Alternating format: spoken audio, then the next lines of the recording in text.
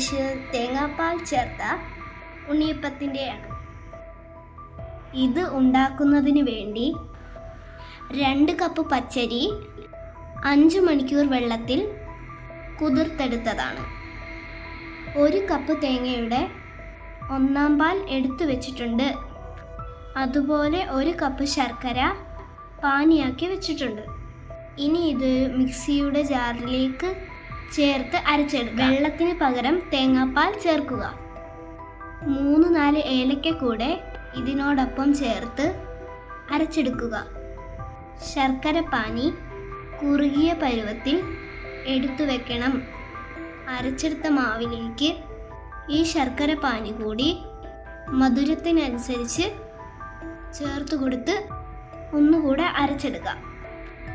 ഇതിൻ്റെ ബാറ്റർ ഈ ഒരു രീതിയിൽ അരച്ചെടുക്കുക.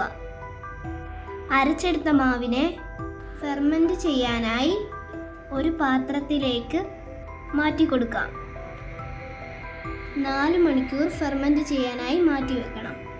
എങ്കിൽ മാത്രമേ സോഡാപ്പൊടി ചേർക്കാതെ സോഫ്റ്റായ ഉണ്ണിയപ്പം തയ്യാറാക്കാൻ പറ്റൂ.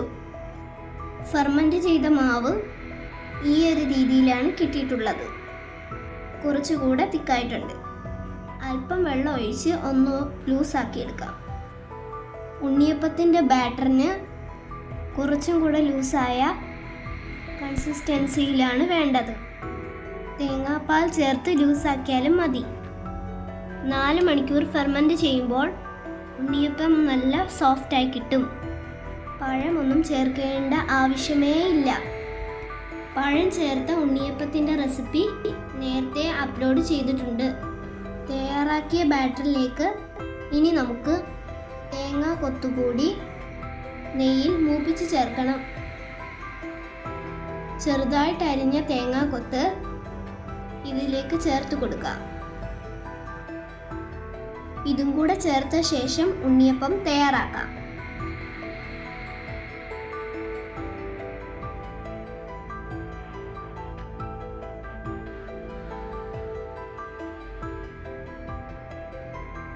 ഈ ഒരു രീതിയിൽ തേങ്ങാക്കൊത്ത് മൂപ്പിച്ച് ഈ ബാറ്ററിലേക്ക് ചേർത്ത് നന്നായി ഇളക്കാം.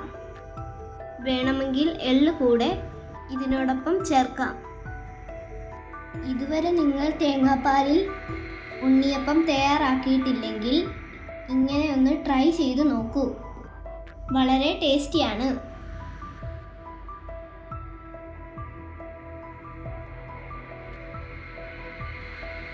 ചൂടായ ഉണ്ണിയപ്പ ചട്ടിയിൽ മാവ് കോരിയൊഴിച്ച് തയ്യാറാക്കിയെടുക്കാം.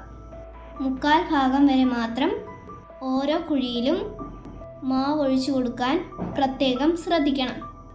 ഈ ഒരു രീതിയിൽ ഉണ്ണിയപ്പമെല്ലാം തയ്യാറാക്കിയിട്ടുണ്ട്. ഈ ഒരു റെസിപ്പി നിങ്ങൾക്ക് ഇഷ്ടമായെന്ന് വിചാരിക്കുന്നു. ഇഷ്ടമായെങ്കിൽ ചാനൽ സബ്സ്ക്രൈബ് ചെയ്യുന്നതിനും ലൈക്ക് ചെയ്യുന്നതിനും ഷെയർ ചെയ്യുന്നതിനും മറക്കല്ലേ. എൻ്റെ അവതരണം നിങ്ങൾക്കിഷ്ടപ്പെട്ടെങ്കിൽ എന്നെ സപ്പോർട്ട് ചെയ്യണേ. മറ്റൊരു റെസിപ്പിയുമായി വീണ്ടും കാണാം. Thank you.